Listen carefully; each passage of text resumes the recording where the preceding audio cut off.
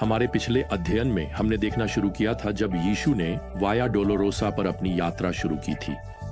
यह पीड़ा का मार्ग है। उन्हें भयानक रूप से पीटा गया है। वह थके हुए हैं, लहूलुहान हैं और अब वह फांसी की जगह पर पहुंच गए हैं। इसे सुसमाचारों में गोलगोथा कहा गया है, जो अरामी भाषा में खोपड़ी के लिए है। लैटिन नाम कैलवरी है, जो भी खोपड़ी को ही दर्शाता है। यह मृत्यु का स्थान है।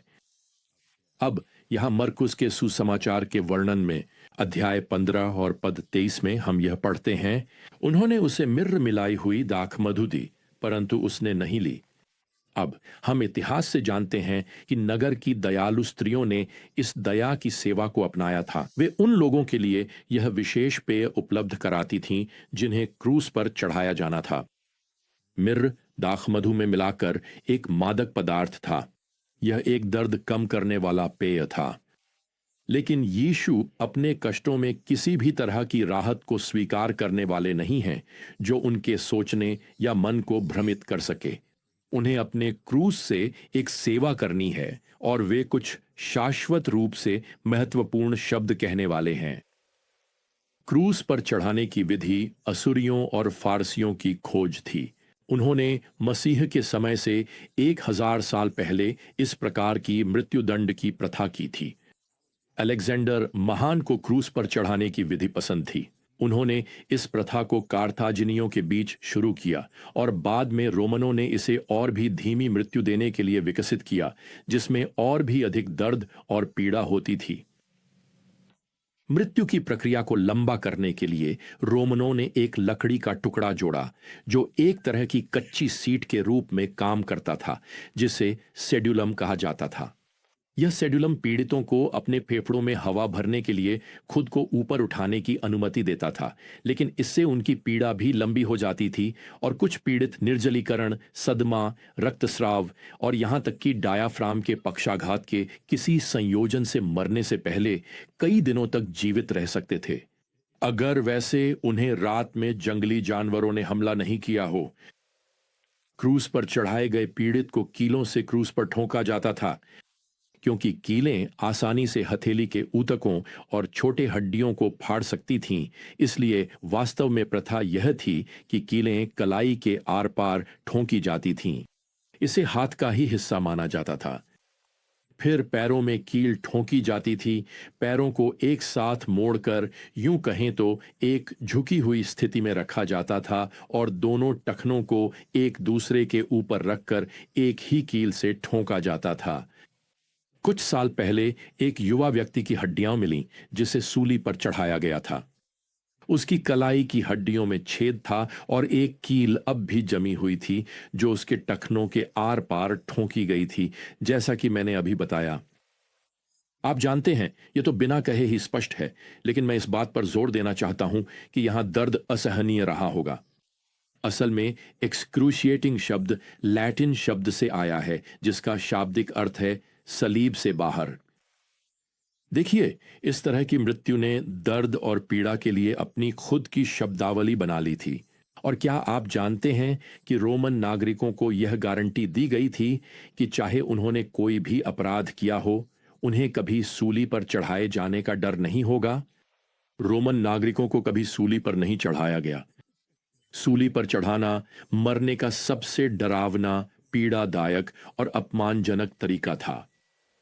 अब यह सब कहने के बाद मैं यह बताना चाहता हूं कि सुसमाचारों में कभी भी प्रभु की सूली पर चढ़ाए जाने के शारीरिक पहलुओं पर विस्तार से चर्चा नहीं की गई है। जानकारी और विवरण के बड़े बड़े खंडों के बजाय वास्तव में केवल कुछ ही आयतें हैं। वे बस इतना ही बताते हैं, जैसा कि यूहन्ना यहां अध्याय 19 की 18वीं आयत में कहता है, उन्होंने उसे सूली पर चढ़ाया और उसके साथ 2 औरों को, एक को इस ओर और एक को उस ओर, और यीशु को बीच में। मत्ती के सुसमाचार के अनुसार अध्याय 27 की 28वीं आयत में बताया गया है कि वे दोनों व्यक्ति डाकू थे।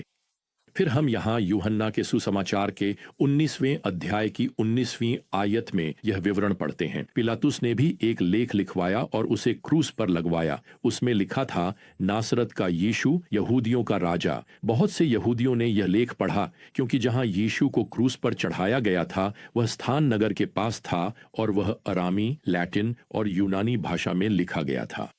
अब आयत 21।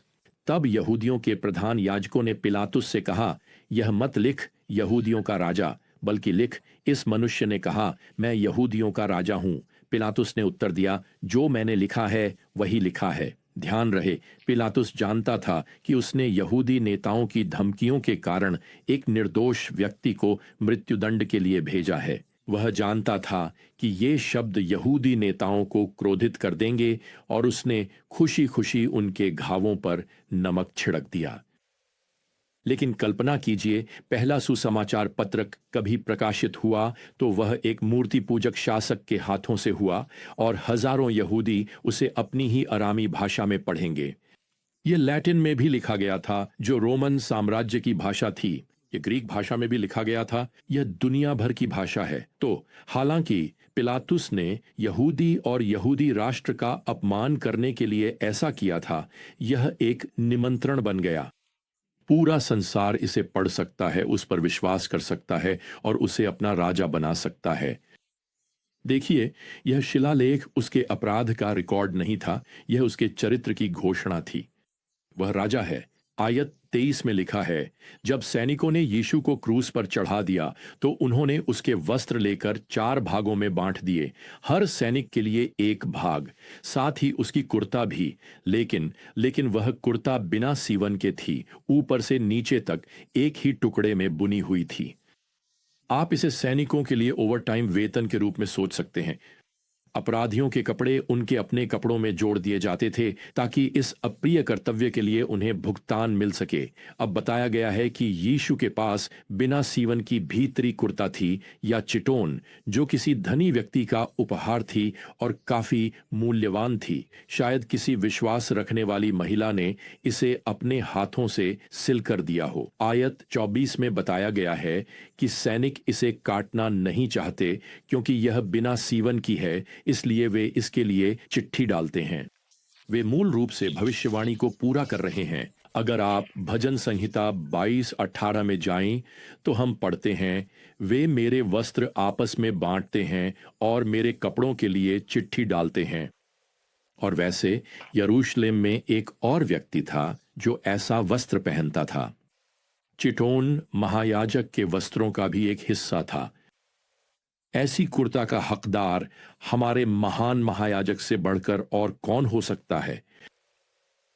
लैटिन में पुरोहित के लिए जो शब्द है उसका अर्थ है पुल बनाने वाला। अब महायाजक का काम था जैसे कि परमेश्वर और मनुष्य के बीच एक पुल बनाना और रास्ता दिखाना। लेकिन कोई भी मानव महायाजक कभी भी यह कार्य न तो शाश्वत रूप से कर सकता है और न ही पूरी तरह से। तो हमारा महायाजक यीशु क्या करने जा रहे हैं? वह पृथ्वी से स्वर्ग तक एक पुल बनाने जा रहे हैं, एक ऐसा पुल जो इस पुराने खुरदरे क्रूस के रूप में होगा। और जब आप इस दृश्य को देखते हैं तो आप कई बातों से प्रभावित होते हैं। आपको एक वास्तविकता का एहसास होता है। मैं यहाँ किसी भी चीज को मीठा बनाकर पेश नहीं करना चाहता। आइए इसे साफ सुथरा या निष्कलंक न बनाएं। यह क्रूर, अमानवीय और अयोग्य व्यवहार है और यह अत्यंत पीड़ादायक है। हालांकि यीशु का शारीरिक दर्द उनके भावनात्मक दर्द से और भी अधिक बढ़ जाता है, उससे भी अधिक हो जाता है। यहां तक कि जब वह मर रहे हैं तब भी मुख्य याजक और अन्य सभी लोग बाहर खड़े होकर उनका उपहास कर रहे हैं। लूका हमें अध्याय 23:35 में बताते हैं, उसने दूसरों को बचाया, यदि वह मसीह है तो खुद को बचा ले। खैर, अंत तक वे यीशु के असली स्वरूप की सच्चाई को अस्वीकार करते रहेंगे। और सच्चाई यह है कि वह खुद को बचाने के लिए नहीं आए थे। वह खुद को बलिदान करने के लिए आ रहे हैं ताकि आपको और मुझे बचा सकें। अब हमें कोई भी कष्ट सहना पसंद नहीं है। उन्होंने स्वेच्छा से आपके और मेरे लिए सब कुछ सहन किया। प्रियजनों, ऐसा कुछ भी नहीं है जिसे आप अनुभव करें और यीशु उसे समझ न सकें। आपकी आपकी दर्दनाक अस्वीकृतियां, आपकी आपकी गहरी निराशाएं, वह उन्हें पूरी तरह समझते हैं। उन्होंने विश्वासघात और इनकार, अन्याय, यातना, त्याग, प्यास और अपमान का अनुभव किया। जब आप इस दृश्य के पास आते हैं तो आपको एक वास्तविकता का एहसास होता है, लेकिन आपको इसे एक आनंदित मन के साथ भी छोड़ना चाहिए। मैं आपको बताना चाहता हूं, यह क्रूस पर चढ़ाए जाने का दृश्य यह घोषित करता है कि सबसे बुरी परिस्थितियों में भी परमेश्वर का नियंत्रण है। दुनिया के लिए यीशु का जीवन व्यर्थ है, उनका उनका उद्देश्य असफल हो गया है। लेकिन सच्चाई यह है कि परमेश्वर की दिव्य योजना सदियों से, यहां तक कि सैनिकों द्वारा प्रभु की चोगा के लिए पासा फेंकने तक, सब कुछ पूरी तरह से योजनाबद्ध और पूर्ण है। मानव इतिहास के सबसे अंधकारमय समय में और उसके बाद हर अंधेरे समय में परमेश्वर पूरी तरह से नियंत्रण में है। मुझे यह कहना पसंद है कि जब दुनिया में बाहर पूरी तरह से अराजकता होती है, तब भी परमेश्वर उस अराजकता पर नियंत्रण रखते हैं।